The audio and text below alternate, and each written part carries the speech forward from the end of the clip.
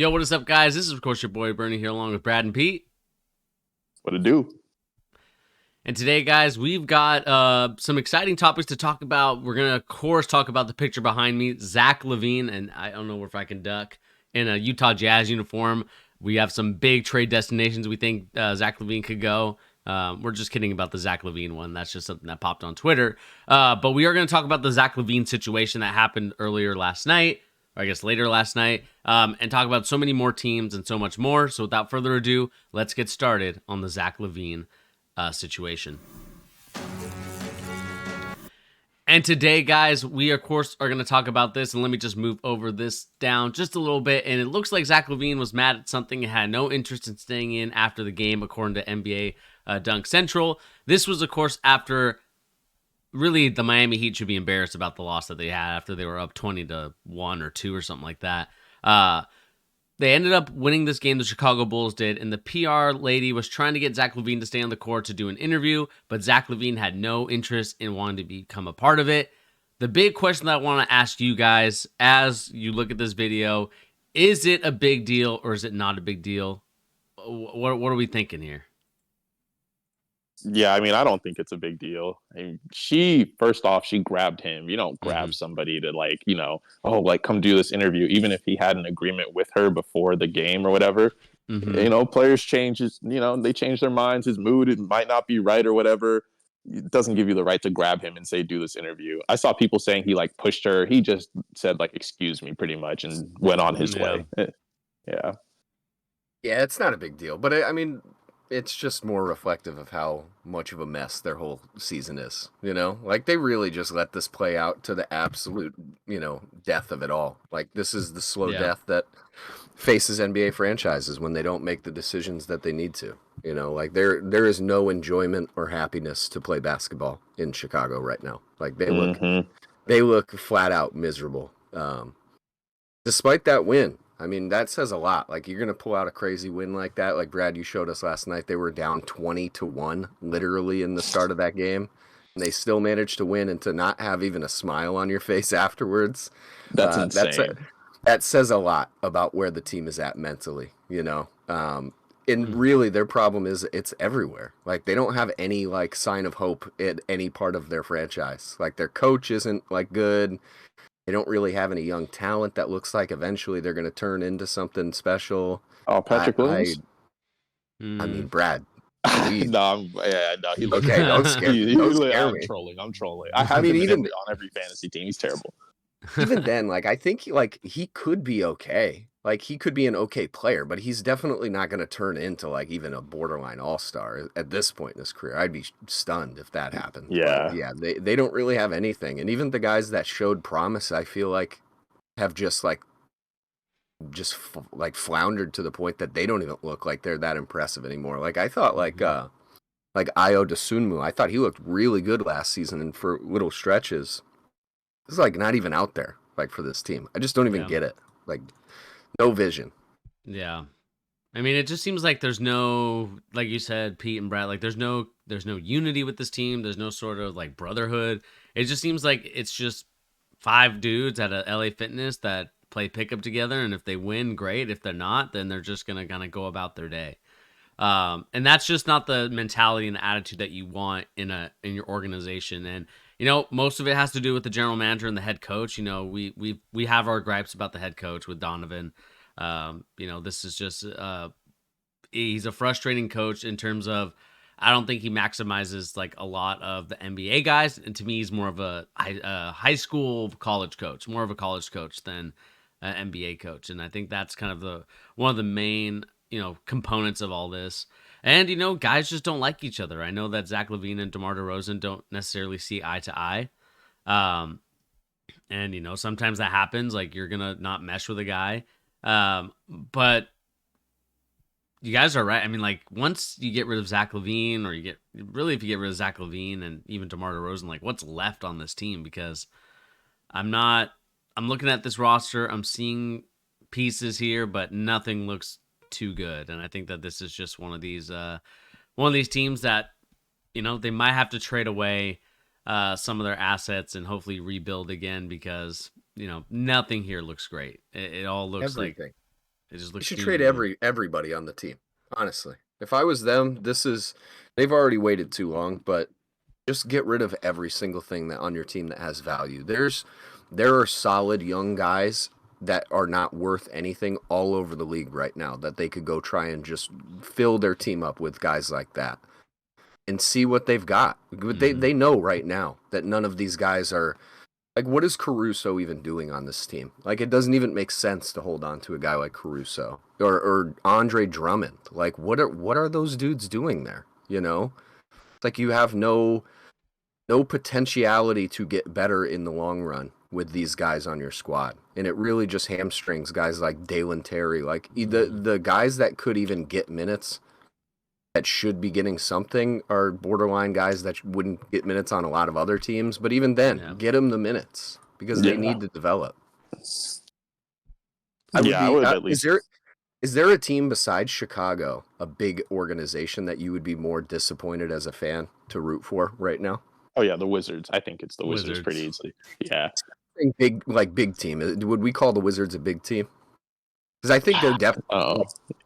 The Wizards are shockingly bad. Like, they are so far and away the worst team in the league. It's astounding. I guess maybe the Clippers.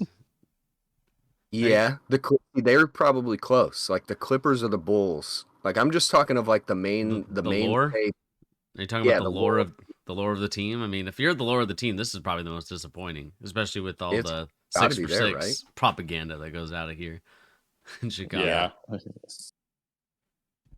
Have you guys ever seen? Let me ask one more question about this team. Have you guys ever seen a team live off of like 4 weeks of success more than a team like this team? Like, had that little stretch to what was it? Right when they got Lonzo and Caruso and DeRozan, right? It was that one off season like 2 or 3 years ago. They had like a month where they looked really good, and I feel like they've just been living off that for the last 3 years. Like, it wasn't even like it was that the highs were that high. I just don't understand why they took so long to do anything, I guess, is my point here. It wasn't like the moments were really that bright to lead them to believe this season was going to be different. Their owners maybe just, I don't know, maybe he just wanted to put people in the seats. He's like, look, we have Zach and DeMar, and Zach was an all-star, because wasn't Zach an all-star after the Lonzo injury? Yeah, I believe that season he was, yes. Yeah, so like that was like the first year he started playing defense, so he got his all-star bid. Yeah, I don't get it. It doesn't make sense. I would trade everybody that's not named Patrick Williams and Kobe White. Like, it's a little late to give those guys the minutes that they need to develop, but you at least got to do it. Yeah. Ah, man. I would fire what's his name too, Donovan. Missionary man. Yeah, get rid of Billy Donovan. He's got to get out of there. Yeah, I think the disappointing thing is, like, I do think, I mean, it's too late now, but if you had Lonzo Ball on this roster, I think things would be dramatically different, but we can't live in the what ifs anymore. I mean, yeah, it's way past time for that. You can't wait for that. Yeah, so yeah, I mean, it just sucks to see where the Chicago Bulls have, especially Zach LaVine from the Seattle area. We want to see him succeed, and it just it's unfortunate that it just hasn't worked out in Chicago. But since it didn't work out in Chicago, and a lot of people are trying to put him in the trade mill and the trade rumors, like where do you guys see LaVine as, like, what's his best destination if you're one of these teams that are looking for him? Like, what teams do you think could use Zach LaVine? I mean, I have a team, but Brad, I want to hear yours. I got you. Okay, yeah, I'm gonna say the Heat. I think the Heat. Yeah, that's my team, and I really think that's the only team he should get traded to. I don't even know if they have the assets or if they're interested, but fit-wise, it's like a dream made in heaven. Like, they need his scoring talent desperately, as evidenced yesterday when nobody besides Bam or Jimmy could score, and they ended up losing a 20-1 lead. And he needs them. Like, he needs them to hold him accountable, to change his defensive mentality and play defense, to mitigate the CTE basketball. Because I love Zach. He's from Washington. But, like, the film don't lie. There's some CTE basketball going on there, which is why I don't want him going to Philly, because CTE basketball is amplified by CTE basketball. You put him and Embiid together, we're going to see one of the worst playoff series we've ever seen in our lives. Like, I don't want that. And Tyrese Maxey's balling. I've seen some people say the Kings, they don't need any more offense, and who would they even give up? Yeah, where would the shots go? Where would those shots come from? Exactly. Yeah. See, so I think the Heat are the only team. I think the Warriors, Brad. I think they fit all the spots. Because really, like, what were we talking about last week? It was, what are they going to do with Clay? Like, to me, do I think LaVine is a 1-for-1 Clay replacement? Absolutely not. But do I think he could give you like a B+ kind of imitation of Klay Thompson from a few years ago? Definitely. I definitely think they could get that. The Warriors desperately need some shooting on their team, which is kind of shocking to me. Like, I don't necessarily think just like 3-point shooting, but they just need scoring, I guess, is more what I mean. Like, it can't all be on Steph. And Clay is just, I just don't think he's that guy, man. I think you get a fresh set of legs. Somebody who, like, honestly, I do think LaVine can play defense. Like, we saw it in the Olympics, Olympics run that he had after the Bucks won the championship. Yep. That was easily the best stretch of defense that I saw LaVine play. And then as soon as it went sideways with Chicago, he went back to bad habits. Like, instantly, just gave up on all the stuff he had, instilled in his game on the defensive side of the ball. So get him down to Golden State, get him inspired to hopefully win a championship alongside Steph. But like, there is not a better place I think he could go for this prime stretch of his career where he could actually provide and be like taught how to play winning basketball. Like, ultimately, that's my biggest problem with LaVine in his whole career. I feel like he kind of fluctuates between being a guy that you could see playing winning basketball, but really he just doesn't for long stretches of time. So, I like the Warriors a lot for him. I think they could get him too. I don't think that would be impossible. Like Kuminga and Moody, maybe a first. I don't know. I don't think they would throw Clay into that trade, but they probably should. Well, you need to match probably Zach's contract if you're trying to do that. Oh, that's true. That trade makes sense to me for both sides too. Like, why wouldn't Chicago? They're a big city. Like, they need to have somebody for people to go see, right?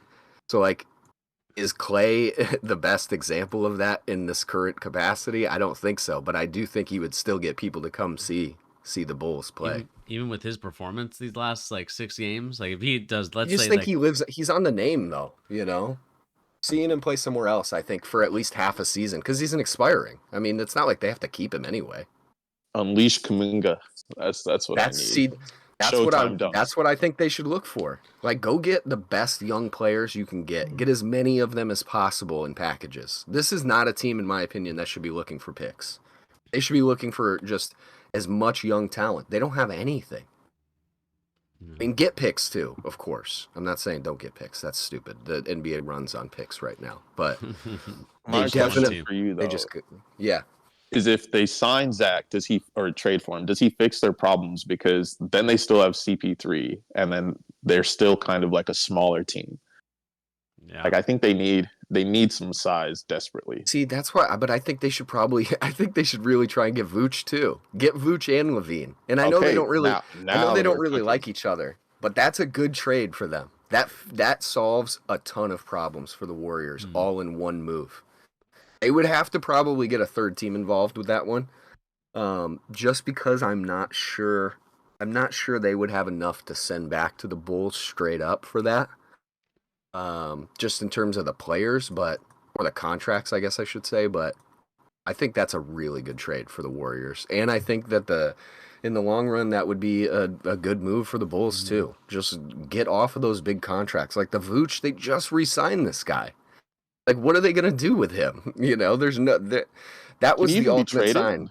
Since they just re-signed him, I think he can be in January, so they would have to wait for that. Yeah.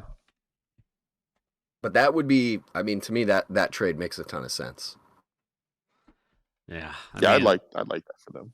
Yeah. It's going to be a very interesting situation as we continue to monitor the Chicago Bulls and Zach LaVine, Vucevic, and any team that's really interested in him, because I know looking at NBA Central and many of these other Twitter these Twitter accounts. There's a lot of rumors that people are trying to fly around, trying to speculate where this guy could go. I've heard, the Knicks as a destination potentially. Get out of here. No. And other places as well. But let us know in the comment section down below. What do you guys make of Zach LaVine and the Chicago Bulls? Is it time to say goodbye to the Windy City if you're Zach LaVine, or do you try to fight and stay in Chicago? Let us know in the comment section down below.